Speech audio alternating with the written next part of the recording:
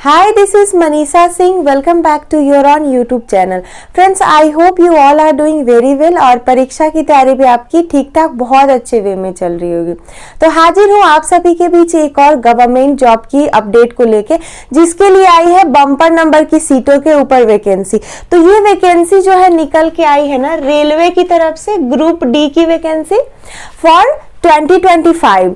Bumper number का post इसलिए बता रही हूँ कि पिछले जो है 2019 के बाद ये वैकेंसी आई ही नहीं थी। आई नो कि थोड़ा और ज्यादा एक्सपेक्टेशन था, पर ये सीटें जो आई है आपकी 32,000 आई है 438। ये वैकेंसीज कंडक्ट कराई जाती है आरआरबी यानी रेलवे रिक्रूटमेंट बोर्ड के थ्रू। पोस्ट है ग्रुप डी का, लेकिन इसमें जो भी आपका सैलरी वगैरह होता है ग्रुप सी की पोस्ट की तरह ही होता है। इसके लिए ऑल इंडिया के मेल एंड फीमेल दोनों कैंडिडेट अप्लाई कर सकते हैं। तो आगे हम चर्चा करेंगे इस पोस्ट के बारे में कंप्लीट डिटेल्स के ऊपर कि इसका एलिजिबिलिटी क्राइटेरिया क्या क्या होगा, सिलेक्शन प्रोसेस क्या है, सारी चीजें आपको समझाऊंगी। लेकिन आगे बढ़ने से पहले अगर आप चाहते हो इससे रिलेटेड ऑफिशियल नोटिफिकेशन डाउनलोड करके देखना, या फिर आप एग्जाम की सिलेबस को इन डिटेल जानना चाहते हो, सारी चीजें आपको मिलेगी मेरे टेलीग्राम चैनल पे। और जो टेलीग्राम है उसका लिंक आपको मिलेगा डिस्क्रिप्शन बॉक्स में, तो जाइए जाके वहां पर भी फॉलो कर लीजिए। तो चलिए अभी हम डिस्कस कर लेते हैं रेलवे ग्रुप डी के न्यू रिक्रूटमेंट के बारे में। देखिए इसका जो अप्लाई होना है ना स्टार्ट हो चुका है 23 ऑफ जैन से, यानी 23 जनवरी से फॉर्म ऑनलाइन होना स्टार्ट हो चुका है। लास्ट डेट है 22 ऑफ फरवरी, मतलब कि आपका 22 फरवरी अंतिम तिथि रहेगा। तो आपको बिल्कुल भी 22 फरवरी तक आराम से नहीं बैठना है कि चलो अभी तो बहुत टाइम है बाद में अप्लाई करेंगे। बाद में अप्लाई करने वालों के साथ ना बहुत ज्यादा प्रॉब्लम हो जाता है, सर्वर इशू वगैरह वगैरह। तो टाइम रहते आप फॉर्म अप्लाई कर दोगे तो ज्यादा अच्छा रहेगा। अब फॉर्म अप्लाई करते टाइम आपसे फी जो लगता है, देखिए यहाँ पे जनरल, ओबीसी और ईडब्ल्यूएस से 500 रुपीज लिया जाता है, यानी 500 रुपया जनरल, ईडब्ल्यूएस और ओबीसी का है।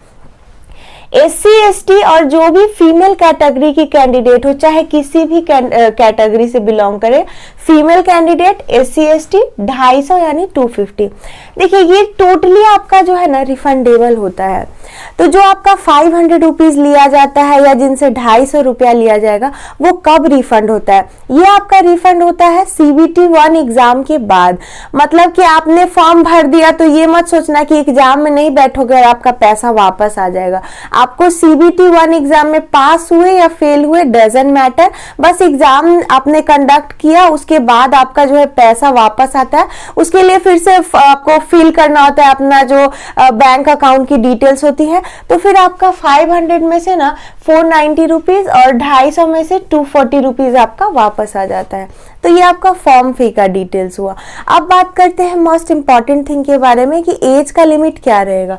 देखिए सबसे पहले जानेंगे cut off date. Age on 1 January 2025 यानी कि 1 जनवरी 2025 के अकॉर्डिंग 18 वर्ष से 36 वर्ष। देखिए जनरली रेलवे ग्रुप डी के लिए जो आपका मैक्सिमम एज लिमिट होता है 33 यानी 33 इयर्स होता है। But as you all know कि काफी लंबे टाइम बाद ये वैकेंसी आई है, कोरोना की वजह से 2-3 साल बहुत ज्यादा डिस्टर्बेंस हुआ ना, तो 3 इयर्स का रिलैक्सेशन सभी कैटेगरी के कैंडिडेट को मिला। तो मैक्सिमम एज आपका 33 की जगह अब 36 इस साल के लिए रहेगा। आगे क्या होगा वो हम आगे जानेंगे। बस इस बार आपका 18 वर्ष से 36 वर्ष है। एज में रिलैक्सेशन भी मिलेगा ओबीसी को 3 इयर्स के लिए और एससी एसटी को 5 यानी 5 वर्ष के लिए। तो ये आपका एज का क्राइटेरिया है। आगे हम बाकी की डिटेल समझेंगे, लेकिन उससे पहले देख लेते हैं टोटल कितने टाइप के पोस्ट आए हैं, किस टाइप का पोस्ट है और कितना कितना उसका सीट रहेगा। देखिए पहला पोस्ट है हमारा पॉइंट्समैन बी के लिए, 5058 पोस्ट रहेगा। सेकंड है असिस्टेंट ट्रैक मशीन का 799 आपका सीट रहेगा। असिस्टेंट ब्रिज के लिए 301 पोस्ट है। ट्रैक मेंटेनर ग्रेड 4 के लिए 301 पोस्ट रहेगा। असिस्टेंट पी वे के लिए 13,187 यानी 13,187। असिस्टेंट सी एंड डब्ल्यू के लिए आपका क्या रहेगा, असिस्टेंट पी वे का है आपका 257, असिस्टेंट सी एंड डब्ल्यू के लिए 2587 रहेगा। असिस्टेंट टीआरडी के लिए 1381 है। असिस्टेंट एस एंड टी के लिए 2012 रहेगा। असिस्टेंट लोको सेट डीजल के लिए 420, असिस्टेंट लोको सेट आपका इलेक्ट्रिकल के लिए 950 है, असिस्टेंट ऑपरेशंस इलेक्ट्रिकल में 744 रहेगा, असिस्टेंट टीएल एंड एसी के लिए 1041, assistant TL and AC workshop के लिए 624 है, असिस्टेंट वर्कशॉप मैकेनिकल 3077। टोटल यहाँ पर हमने देखा 14 टाइप की पोस्ट है, मतलब कि 14 प्रकार के पोस्ट है। देखिए ये पोस्ट का तो मैंने ओवरऑल सीट आपको बताया। तो जैसा कि आप सब जानते हैं कि वैकेंसी क्या आई है, आपका जोन वाइज आई है। तो आपको देखना है कि आप जिस जोन में अप्लाई कर रहे हैं, उसमें जिस पोस्ट के लिए अप्लाई करें, आपकी कैटेगरी में क्या सीट है। तो ये नोटिफिकेशन में आप इन डिटेल देखेंगे तभी किसी भी जोन के लिए अप्लाई करेंगे, ठीक है। आगे अब हम बात करेंगे सिलेक्शन की प्रोसेस के ऊपर कि इस पोस्ट के लिए अगर आपको सिलेक्शन चाहिए तो किन किन स्टेज से आपको पास करना होगा। देखिए टोटल आपका 4 स्टेज है। At first stage you have to clear CBT means computer based test, online exam qualify करोगे आप, देन आपको बुलाया जाएगा for the process of physical. Third stage पर बेसिक सा मेडिकल, देन उसके बाद आपका डीवी यानी डॉक्यूमेंट्स की वेरिफिकेशन होती है। तो ये है ओवरऑल सिलेक्शन की प्रोसेस। तो अब हम इसे डिटेल में समझते हैं। पहले स्टेज पर क्या होगा, सीबीटी यानी कि ऑनलाइन एग्जाम होता है। उसमें आपको 100 क्वेश्चंस का एग्जाम होगा 100 मार्क्स के लिए। टाइम होता है 90 मिनट्स यानी 1.5 घंटे की आपकी परीक्षा होती है। नेगेटिव मार्किंग रहेगा 1/3 का। सो बी अवेयर, आंसर सोच समझ के ही आपको टिक करना है। अगर गलती करते हो तो आपका 0.33 मार्क्स डिडक्ट होता है फॉर योर 1 रॉन्ग आंसर। जो आपने राइट किया उसमें से भी नंबर डिडक्ट हो जाएगा। इसके लिए सोच समझ के है, कंफ्यूजन है तो आंसर को टिक ना करें। सब्जेक्ट वाइज बात करेंगे, जनरल साइंस यानी सामान्य विज्ञान के 25 क्वेश्चंस, मैथमेटिक्स यानी गणित के 25 क्वेश्चंस, रीजनिंग से संबंधित 25 क्वेश्चन 25 मार्क्स के लिए है। Lastly GK, GS and current affairs सभी को कंबाइन करके 25 क्वेश्चन फॉर 25 मार्क्स। तो ये ओवरऑल आपका एग्जाम का पैटर्न है। एग्जाम आपको क्वालिफाई करने के बाद बुलाया जाएगा for the process of physical eligibility test. तो physical eligibility test male female दोनों के लिए बता देती हूँ। बेसिक सा होता है। देखिए ग्रुप डी की पोस्ट है तो उसमें थोड़ा आपको कैरी करना होता है वेट वगैरह। तो यहाँ पर जो मेल कैंडिडेट है ना, उनको 35 यानी 35 केजी का वजन उठाना है। 100 मीटर की रेस है और 2 मिनट में उनको कंप्लीट करना है। 35 केजी वजन उठा करके 100 मीटर चलना है, 2 मिनट में आपको पहुंच जाना है। फीमेल्स के लिए 20 केजी का वजन रहेगा, उनको भी 100 मीटर इन 2 मिनट्स रहेगा।